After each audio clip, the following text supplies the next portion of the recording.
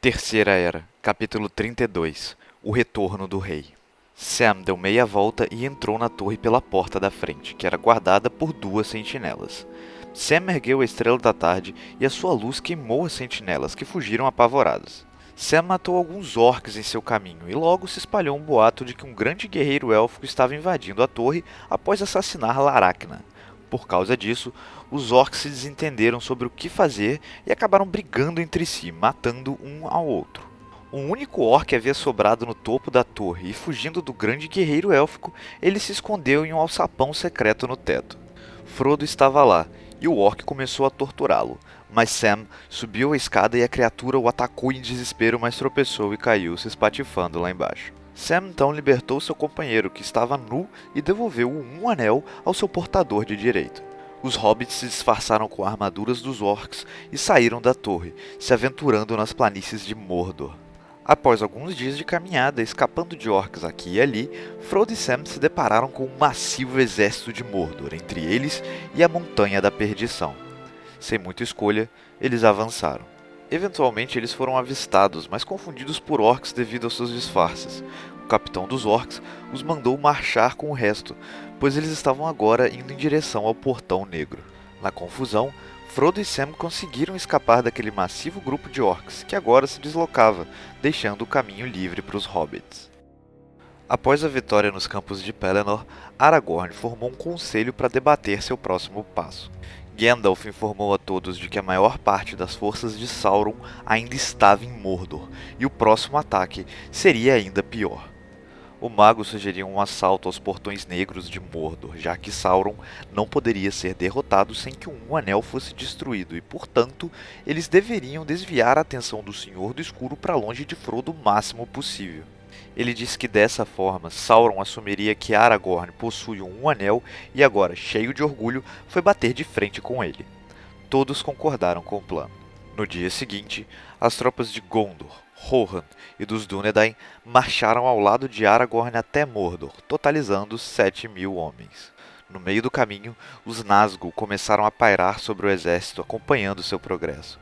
Muitos homens se desesperaram, sentindo um medo terrível. Aragorn disse que quem quisesse voltar poderia, mas nenhum deles retornou a Minas Tirith.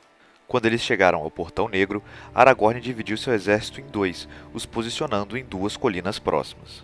Aragorn, Gandalf, Gimli, Legolas, Pippin, Elmer e os filhos de Elrond formaram uma pequena comitiva e foram até o Portão de Mordor, representando todos os povos livres que se opunham a Sauron.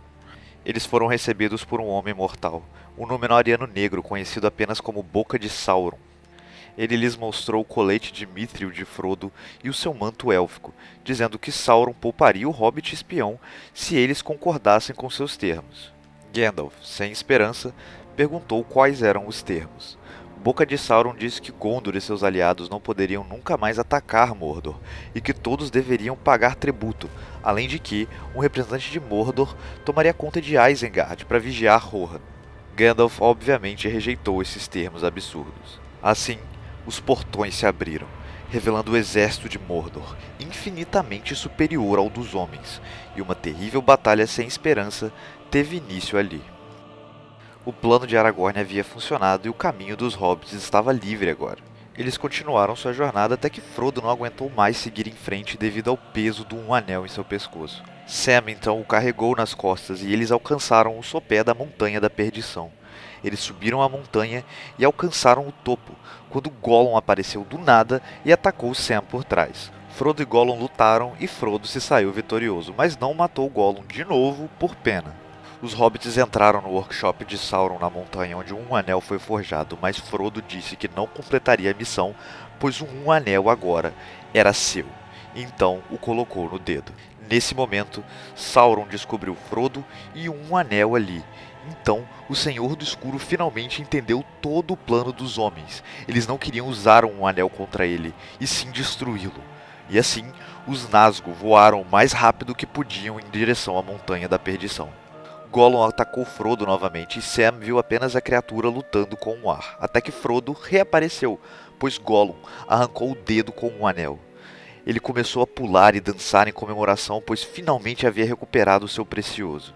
Em sua empolgação, Gollum escorregou e caiu no fogo lá embaixo, e o anel foi finalmente destruído.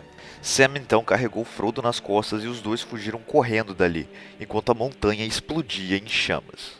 Enquanto isso, no Portão Negro de Mordor, as águias de Manwë apareceram na batalha para o terror das tropas de Sauron. Com a Montanha da Perdição explodindo em chamas, Gandalf gritou de alegria, pois o portador do anel havia finalmente completado a sua missão. As tropas de Aragorn foram varrendo os orcs da face da terra, enquanto Gandalf subiu em Gwaihir e resgatou Frodo e Sam do fogo da montanha. Todos comemoraram muito pelo fim da sombra que cobriu a Terra-média por 3 eras inteiras e então voltaram para Minas Tirith. Frodo, Sam, Merry, Pippin, Legolas, Gimli, Gandalf e Aragorn se reencontraram e comemoraram juntos. Todos moraram por algum tempo em Minas Tirith, ajudando a reconstruir a cidade. Faramir e Elwyn se apaixonaram nas Casas de Cura, e a partir de então ficaram juntos até o fim de seus dias. Os Dúnedain do Norte também moraram em Minas Tirith por um tempo, assim como os Rohirrim, e todos ficaram por lá para formar um conselho que resolveria como ficaria a situação política da Terra-média. Os grandes senhores da Terra-média foram convocados para esse conselho em Minas Tirith para debater tal questão. E eles eram Dain Pés de Ferro, o rei de Erebor, Thranduil, o rei do reino da Floresta das Trevas, Círdan, do reino de Lindon, Galadriel e Celeborn, de Lórien, e Elrond, de Rivendell, com sua filha Arwen, além de Elmer, que foi consagrado o novo rei de Rohan após a morte de Théoden e a renúncia de sua irmã mais velha, Elwyn. O único reino que não possuía um representante para o conselho era Gondor. Então, todo o povo se reuniu no Pátio do Rei, onde ficava a Árvore Branca de Isildur, que após 3 milênios voltou finalmente a florescer. Lá aconteceu a coroação de Aragorn, marcando o retorno do rei. Aragorn assumiu o trono com o nome Quenya, como era costume dos Númenóreanos fiéis de antigamente, e esse nome era Tar-Elessar.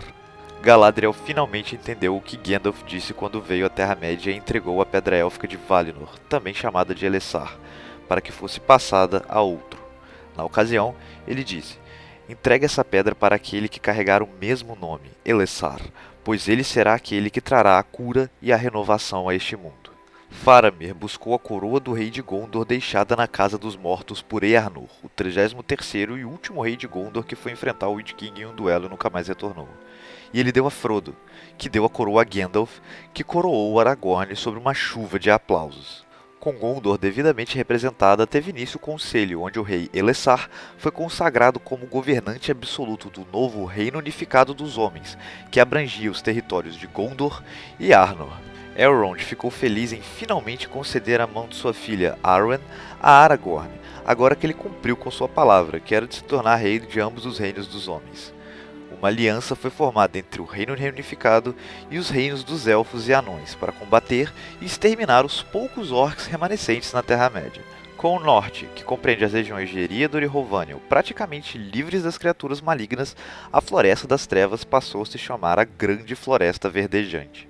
Com a destruição do Um Anel, os Anéis de Poder dos Elfos perderam seus poderes, e Lórien, Rivendell e Lindon não puderam mais existir como eram antes.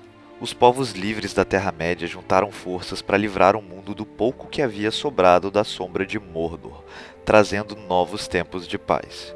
E assim, teve fim o conturbado ano de 3019 da Terceira Era.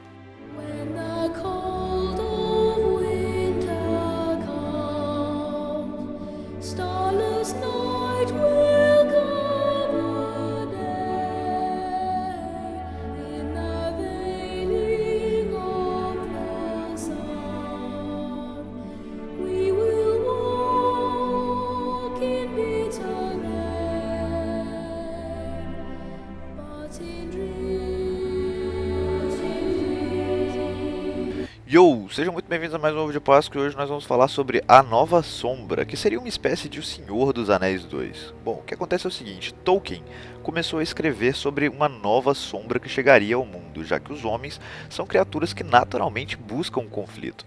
Pensar que a paz e a justiça reinariam para sempre em um mundo governado por homens seria uma utopia. A história trataria sobre alguns homens do extremo sul e leste que ainda cultuavam Morgoth, causando problemas aos descendentes de Aragorn. Mas Tolkien disse: eu poderia ter escrito um thriller sobre a descoberta, trama e destruição dessa nova sombra, mas seria apenas isso, e não valeria a pena fazer. Ele disse também que enquanto escrevia, ele achou a trama sinistra e depressiva, já que em um cenário onde só existiam homens, nunca haverá algo bom ou ruim para triunfar, apenas conflitos e mais conflitos em um ciclo sem fim. Como é na vida, né? Mas o gênero se chama fantasia justamente por não ser realístico, então faz sentido, eu acho. Bom, é isso, até a próxima e tchau.